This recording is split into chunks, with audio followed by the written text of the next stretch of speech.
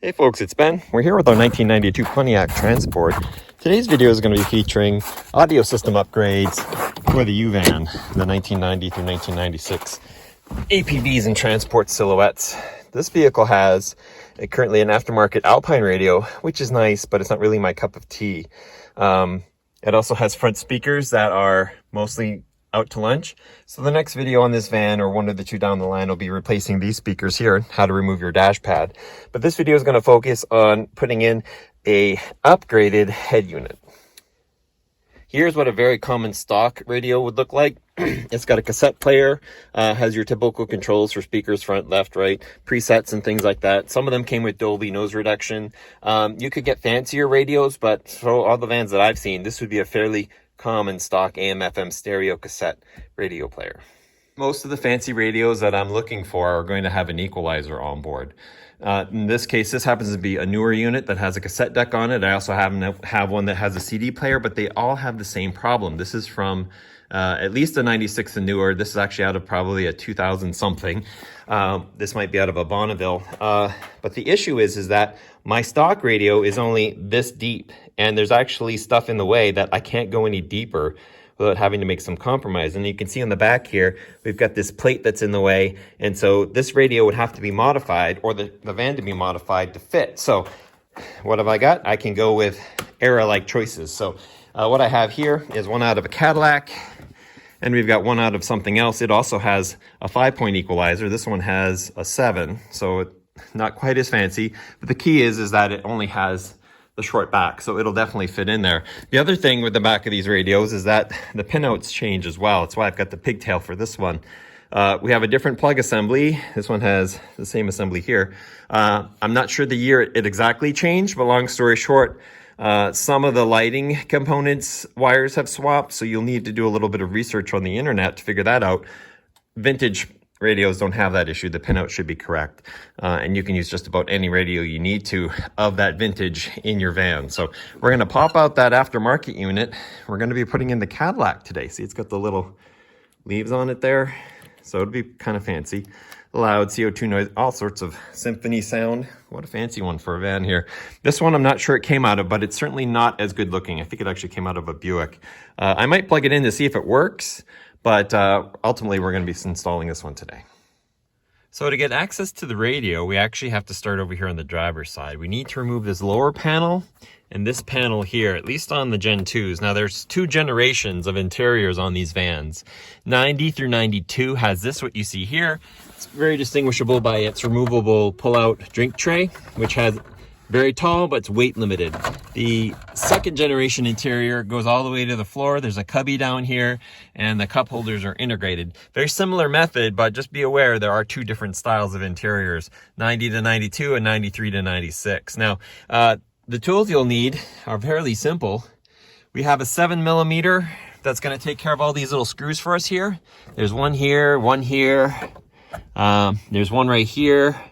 And then we've got a 10mm deep right here. So if you've got the correct adapter, you can even keep using your screwdriver. Just put a long 10mm to fit on that.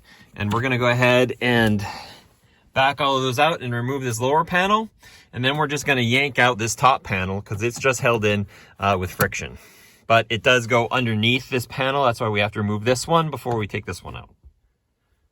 Okay, so we've got the 2 panels removed. There was a screw in the red panel that right here in this hole that I did have to remove, another 7mm, and then once again it's a case of wiggling out. You see how they're connected? They have these little metal fingers that click into these holes here, and besides the screws that hold on the bottom, that's what keeps that panel in place here. While you're here, you can check out a bunch of stuff here. You got underneath, you've got some air conditioning stuff, steering column. You can clearly see your ODB1 port, brake switch, stuff like that. But next we're interested in is up here. So we've got a screw on this side, and I think that the other screw is accessible, by just opening the glove box. And this is gonna help us, I believe, get our front surround off so we can lift this panel out and get to our radio screws. This is just this surround that you see here. This actually doesn't move. This shouldn't actually move, just the plastic around them. and I'll poke at it a little more to make sure I'm not missing anything. First time I've taken apart a first gen. Second gen, it's all kind of a big piece. We're battling the afternoon sun here. So it's easier to remove the glove box. It's held on by the two arms and then these little hinges here. Actually, if you scroll them down or bring the shelf down, you can see the hooks there. So lift them so that this can fall a little bit further away. You can unhook the arms and then you can pull the shelf right out and without any bolts or anything like that. That gives you access to these two screws here, 7 mils, two screws here that we had to remove that for to get. So with those 4 gone, you can take this surround and lift it out. And we had whatever was in there. Yeah, I'm not sure what that belongs to. Anyway, so now we have access to our radio. Now these radios are attached, interestingly. Okay, so this is fun. So here's how it works. We had the radio up here, and we had 2 T15s that we're holding the top on. Cool. And then we have these bolts that are kind of hanging down below here. So, and there's a hole to get to them from the front here. You can just stick a 10 millimeter socket up there and undo them. So I did that, and you wiggle the whole thing around a bit, and the bottom came off. So apparently the bottom that has the trays and stuff in it hangs off the radio. But what that means is that now my radio is free. So that's kind of a neat way to do it.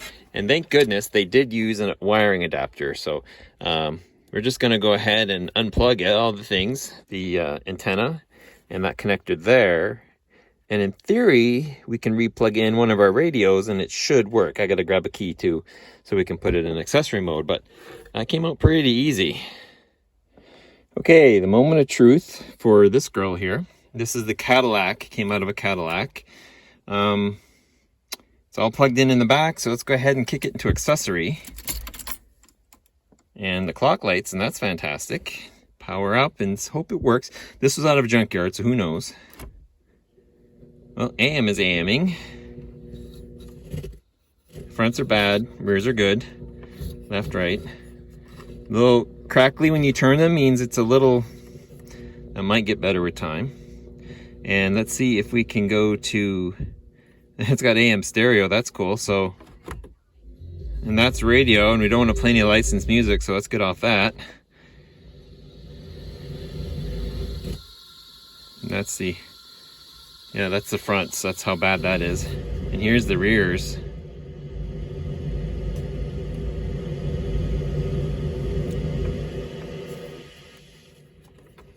And those are working.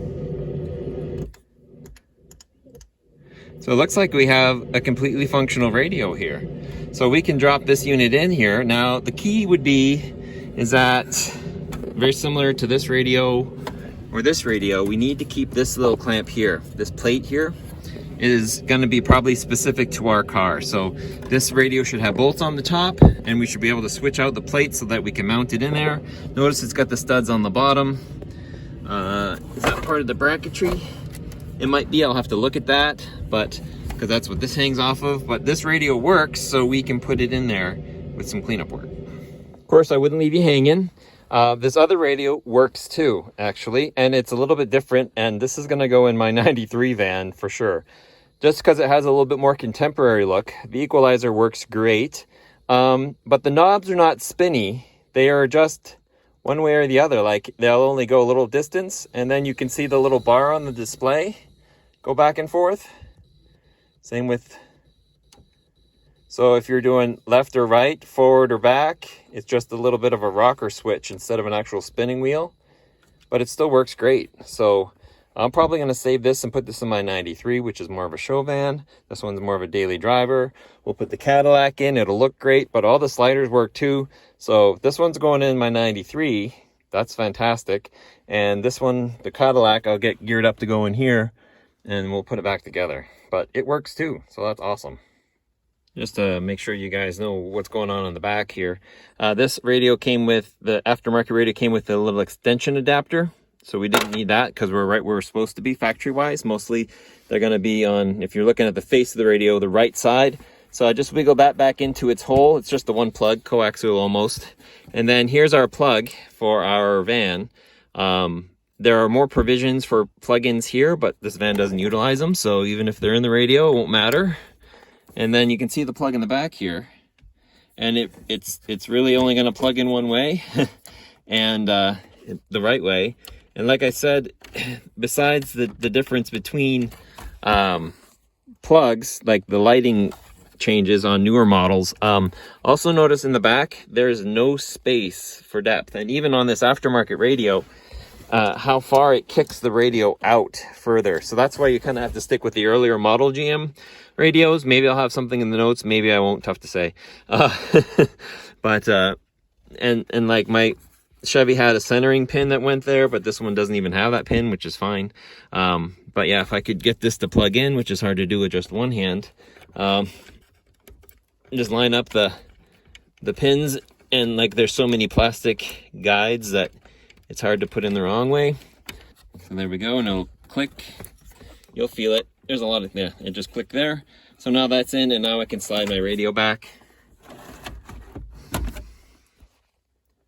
So I changed the top plate adapter to the one that was on the aftermarket radio, which was actually on the stock one. And that allows us, it's got 2 guide pins on it. I don't know if you can see.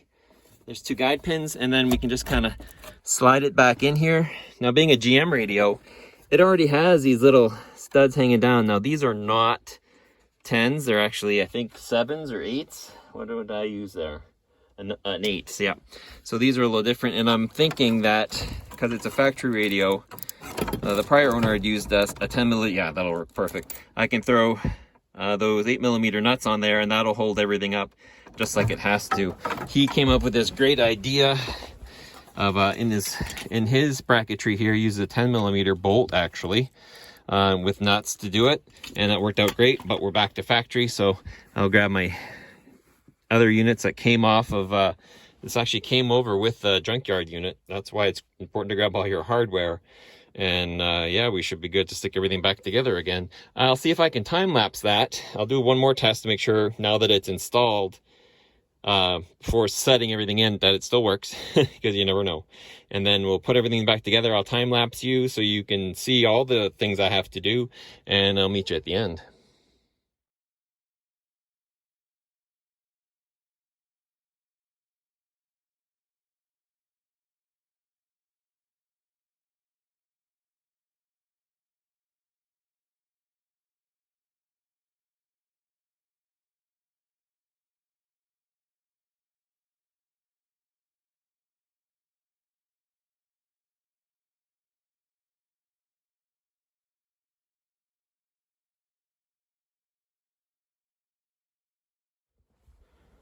All right, so there you go. It was just installation reverse of removal. And now it's a very flush mount unit, so it looks fairly fancy, and it's been retaining time for me, so that means the key off is still working, so it'll remember the time for me. And that's a key thing for me too, is I like having a clock. I actually bought a watch, so I know what time I'm getting into work. Now I can put the clock back on. We have our equalizer, flush appearance, knobs that spin. Once I get my front speakers working, these will be more important. So there you go. So if you have any questions on changing your radio, junkyard radios, or depends on yard, could be up to 60 bucks, I think, but you need it fairly short, time correct, but there are a lot of nice radios out there that do that. If you have any questions, please ask them. Subscribe to my channel, Turbo231, for more exciting van videos. And thank you for watching. I do appreciate it. Also note, no air conditioning in this van. It's one of those weird features that this one happens to have. And underneath the installation looks good. I think I have a broken bracket here. Like this goes to the back of this unit here, and it's kind of loose. Like that works there, but obviously it was some other way at one point in time. But you folks have a good day.